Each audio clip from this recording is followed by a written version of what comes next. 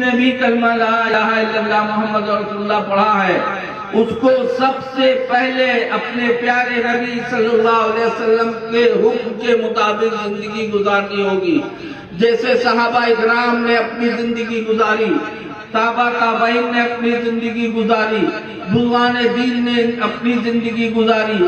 یہ نہیں کہ ہم نے کلمہ لا الہ الا اللہ محمد رسول اللہ پڑھ لیا تو ہم بری ذمہ ہو گئے اور ہم نے سوچ لیا کہ اب تو ہم نے کلمہ لا الہ الا اللہ محمد رسول اللہ پڑھ لیا ہم کو جنت مل گئی۔ ہرگز نہیں، کلمہ لا الہ الا اللہ محمد رسول اللہ پڑھنے والوں کو جنت اسی وقت ملے گی جب وہ اپنے پیارے نبی محمد صلی اللہ علیہ وسلم کے بتائے ہوئے راستے پہ چلے گا، نماز پڑھے گا، روزہ رکھے گا، جو بھی احکام ہے قرآن کا وہ مانے گا، اپنے ماں باپ کی خدمت کرے گا، اپنے پڑوسیوں کے ساتھ اچھا سلوک کرے گا، اور سب سے پہلے جو ہے وہ عبادت میں اپنا وقت گزارے گا۔ اس کے لیے اللہ نے جنت فردوس بنائی ہے، وہ جنت فردوس میں جگہ پائے گا۔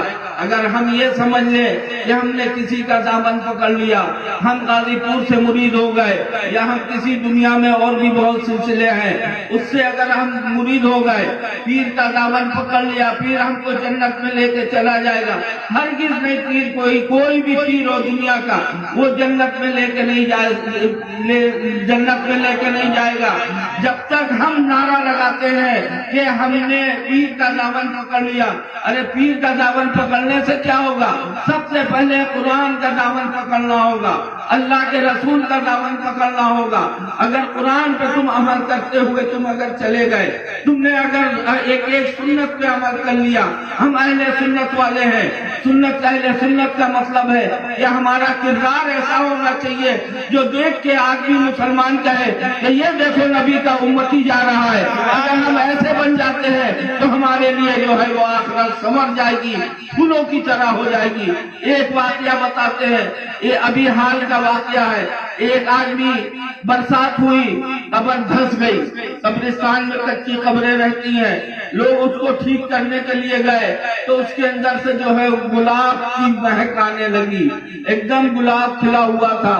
لوگوں نے کہا کہ یہ کس کی مزار ہے؟ معلوم کیا، گئے وہاں پہ جا کے گھر میں معلوم کیا، بہت غریب آدمی تھا۔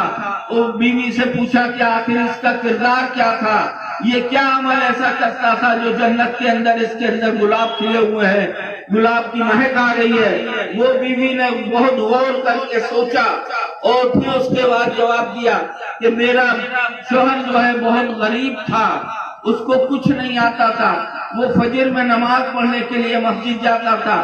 جب مسجد میں نماز ہو جاتی تھی تو مسجد میں دیکھتا تھا کہ لوگ قرآن نکال کے اور جو ہے قرآن پڑھ رہے ہیں، تو وہ بیچارہ بہت افسوس کرتا تھا کہ کاش ہم کو بھی قرآن پڑھنے آتا تو ہم بھی جو ہے وہ قرآن پڑھتے۔ وہ گھر میں آتے تھے اور قرآن نکال کے کھولتے تھے اور ہر لائن پہ جو ہے ہاتھ پھیرتے تھے اور یہی جملہ منہ سے نکلتا تھا، یہ حق ہے، یہ حق ہے، یہ حق ہے، یہ حق ہے۔ اس کے علاوہ کوئی عمل نہیں تھا۔ یا رسول اللہ، یا رسول اللہ، زندہ باد، زندہ باد۔ تو خالی یہ کہتے تھے یہ حق ہے، یہ حق ہے، یہ حق ہے۔ اس کا کیا مطلب ہوا؟ یعنی جو بھی قرآن کے اندر ہے وہ حق ہے، وہ حق ہے۔ تو جو ایک ان پڑھ، ایک جاہل خالی ہاتھ پھیرنے سے اللہ کے اوپر جو ہے ایمان رکھتا ہے کہ یہ حق ہے، یہ حق ہے، یہ حق ہے، اگر اس کی قبر میں گلاب کھل سکتے ہیں، گلاب کی مہک آ سکتی ہے، تو جو قرآن اگر فجر کے بعد پڑھے یا کبھی بھی پڑھے، جو صحیح میں پڑھے گا، اس کی قبر میں اللہ رب العزت کون سی خوشبو عطا فرمائیں گے؟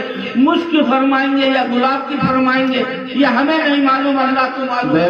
سبحان اللہ، سبحان اللہ۔ اس سے یہ پتہ چلتا ہے کہ اگر ہم اللہ کے دامن کو مضبوطی سے پکڑ لیں، اللہ کے رسول کے دامن کو مضبوطی سے پکڑ لیں، مضبوطی سے پکڑنا یہی ہے، سب سے پہلے نماز، الصلاۃ معراج المومنین، نماز کو قائم کرو۔ रोजे के ऊपर रमजान का महीना आए रोजे को पकड़ लो, ज़कात अगर तुम हकदार हो तो ज़कात को पकड़ लो, माँ बाप की खिदमत कर लो।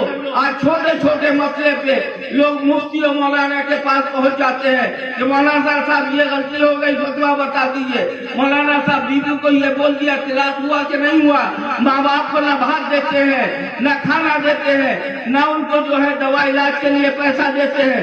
वो आदमी मौलाना मुफ्ती के पास नहीं पहुंचता कि मौलाना साहब मुफ्ती साहब बता दीजिए, हमने बाप को दवा की जरूरत थी, हमने दवा ला के नहीं दी। हमारी माँ को खिदमत की जरूरत थी, खिदमत नहीं किया। हमारी माँ को भात की जरूरत थी, भात नहीं दिया।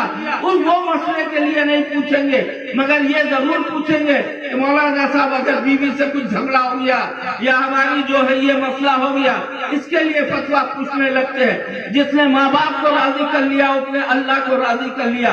हमें आपको सबको चाहिए कि आज ये मुबारक दिन है, हमारे नबी इरशाद फरमाते हैं कि अगर हम नमाज पढ़ते रहते और मेरी माँ पुकारती है मोहम्मद, तो मैं नमाज छोड़ के नफिल नमाज छोड़ के सुभान अल्लाह, सुभान अल्लाह, सुभान। इतना बड़ा माँ का रुतबा है।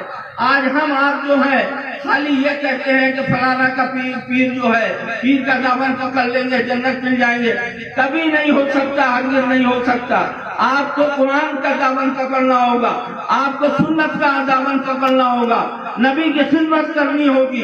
उठते बैठते चलते फिरते अगर आप सच्चे दिल से अल्लाहु अकबर अल्लाहु अकबर अल्लाह को याद करते रहेंगे तो इंशाअल्लाह ताला हमारी आपकी जिंदगी में जो है वो बदलाव आएगा। मोहम्मद का नाम लेने से मेरा भी नाम होता है, मोहम्मद का नाम लेने से मेरा भी नाम होता है, उन्हीं के सत्ते में मेरा हर काम होता है। सुभान अल्लाह। उन्हीं के नाम के सत्ते में मेरा हर काम होता है। मैं बीमार मोहम्मद हूँ, मुझे दवे की क्या जरूरत है।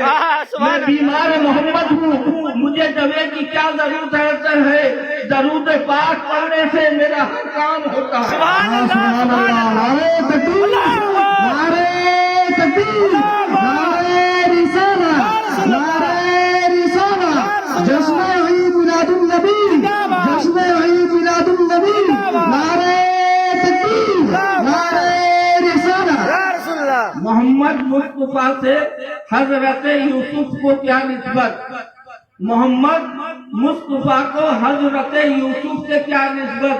वो मतलूब जुलेखा थे, ये महबूब खुदा ठहरे।